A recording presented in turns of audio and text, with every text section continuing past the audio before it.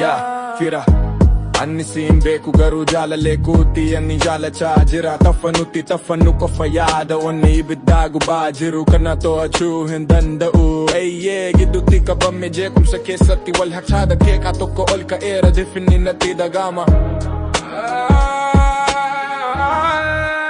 Maaliif baay'ee jibbee hirina dhiigaa koo imala jallata heezii keessa natti dhagama Sammuu koo keessatti marsaa fi garagalcha jaalatti waaqa onneedhaa wal dhagama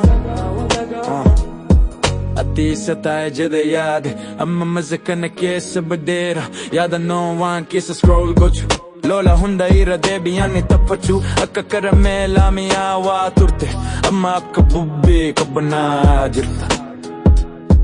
miira koo akka wal dabbiraan diiratti wal loolu intala akka waan hunda balaadhaaf saaxiluutti natti dhagaamte yaadni halkan gara galgala dhugaa jiru gaaffii daaluutii haara dhimmi kun naaf mala Maaliif baay'ee jibbee hirina dhiigaa koo imala jallata heezii keessa natti dhagama Sammuu koo keessatti marsaa fi garagalcha jaalatti waaqa onneedhaan wal dhagama Vibe kee keessatti qabame gurba akkas leew ta'e socho'aa jira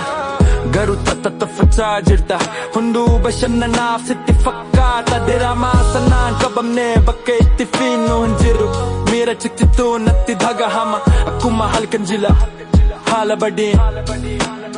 keessattuu yaadan onne koo jaljalaa jaalalli hudduu yaa yaada kunni balaa garri baasu